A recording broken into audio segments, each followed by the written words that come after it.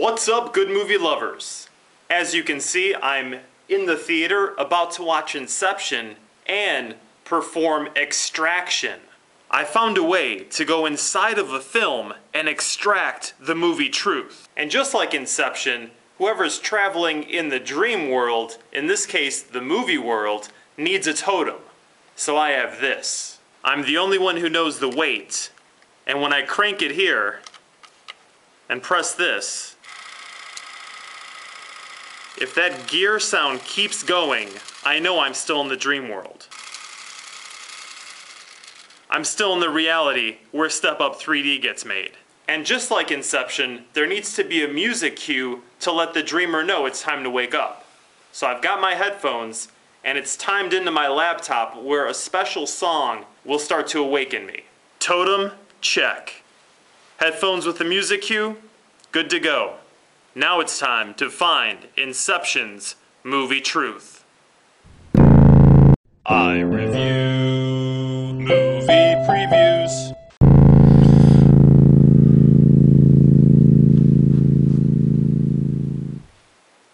Okay, I guess my dream subconscious mind wants me to have a wardrobe change from time to time. There's actually 3 different reviews that I'm doing right now. There's an in-depth written review available at my website and an audio review with Jonas. Links to both are provided in the description area of this video. Really quickly, I just want to mention, any kind of movie review I do is going to be spoiler filled. Here at this first level of Inception, I really just want to talk about the filmmaking. It's obviously an original, inspired idea. Matrix, Dark City, Paprika, Nightmare on Elm Street, Ocean's 11, On Her Majesty's Secret Service. Okay, original is a very loaded word to say, but it definitely is inspired by all those and it goes someplace new. Okay, that's fair. Obviously, it's a very intellectual, philosophical movie that's able to ground those ideas and concepts within character and keep it emotional. Sitting in the audience watching the movie, it feels like we're part of the distortion of the dreamscape because the movie's almost 3 hours and it just flies by. And that's because of the joy, excitement, and really the pride that Nolan had in making this film. It really comes through on screen and affects us in the audience. And we definitely don't have enough time to get into the whole, was it a dream or was it reality at the end? But if you want to know my vote, I'm gonna say it was a dream. And aside from keeping us on the edge of our seats for almost 3 hours interested in this film, the ending has inspired conversations and repeat viewing. When's the last time a movie's done that? But it's not perfect and flawless. One of Nolan's strengths has always been his ability to craft solid characters. So why is everyone in this movie, aside from Cobb and Fisher, so shallow? Arthur, Juno, the rest of the team, it all seems like Cobb is controlling them like pawns on a chessboard, playing out some kind of dream fantasy here.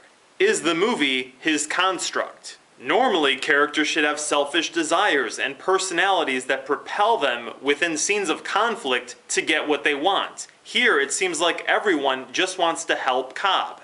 And what about the bigger picture of the entire world? It seems like the film is too centered on Cobb. There's this awesome technology that enables people to go inside the dreams and commit the ultimate corporate espionage or even mind control, life control, incepting people. Is that going to be a word now? You've been incepted. I'm going to incept you. That actually kind of sounds dirty. It's basically a virtual reality. So are people escaping into it? Is it kind of like that movie with Bruce Willis, The Surrogates, where now no one wants to live in reality, they all want to just kind of go in their dream world?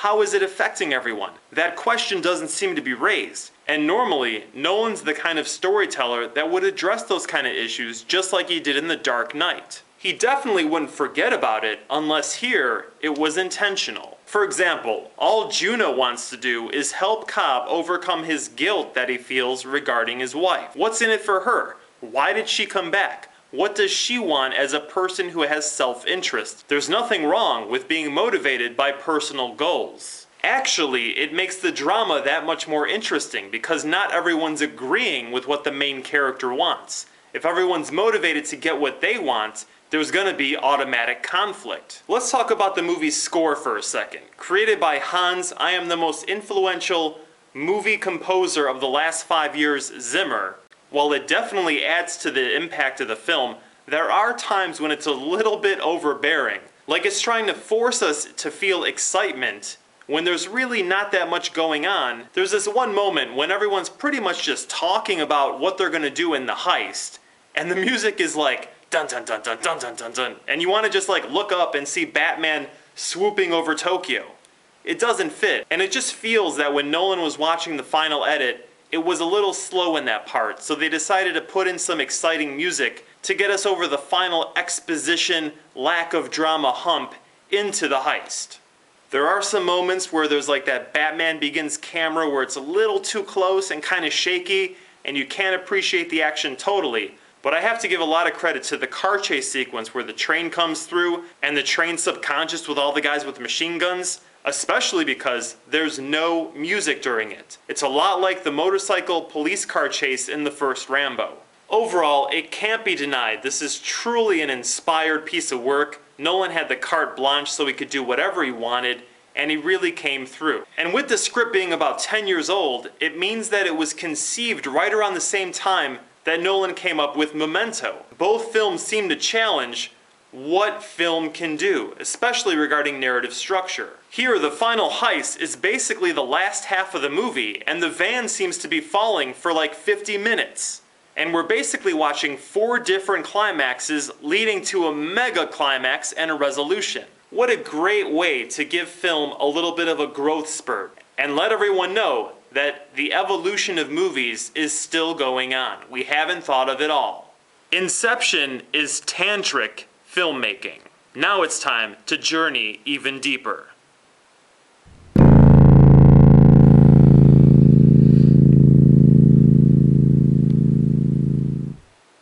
Oh, that actually used to mean something. I guess we're in the subconscious. What is this? Pleather? At least my collar's not up.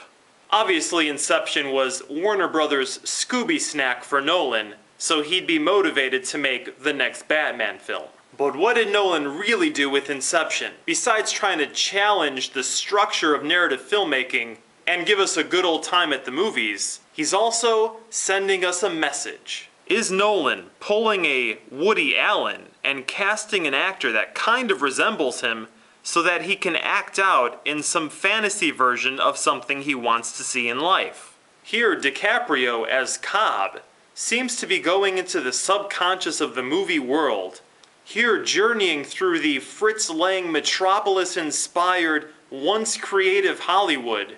But now, there's just crumbling and collapsing remains, destroyed by the greed of profit-hungry StoryCorp. It is a journey into the movie-pocalypse. Is this a call to action to save our movie world? Is it a coincidence that Nolan refused to release this movie in 3DP? Triple D profits? Is he trying to incept us?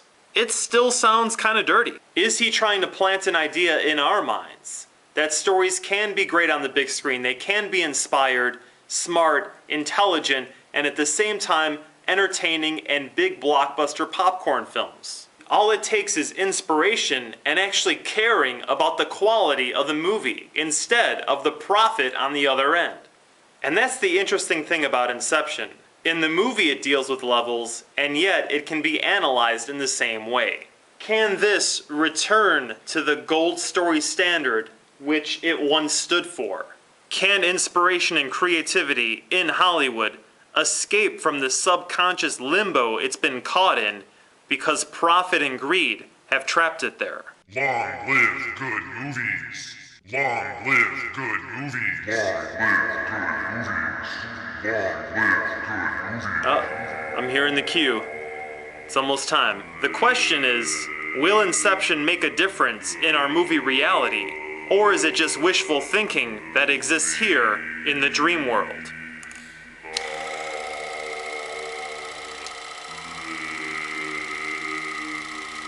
We're still dreaming.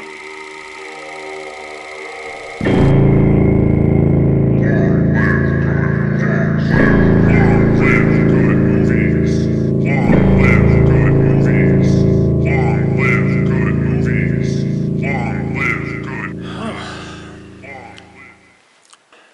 Back to the real movie world, where Jackass 3D is coming out soon. Now that we know the subconscious intention of Inception, do we have the courage to bring it into our movie reality? Still feel a little disoriented. Let me just break the totem out and make sure.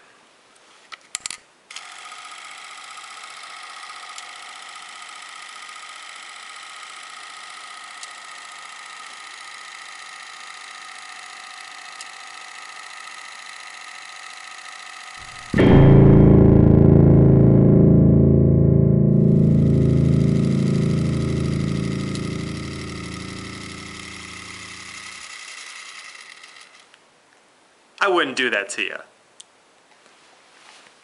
Long live good movies.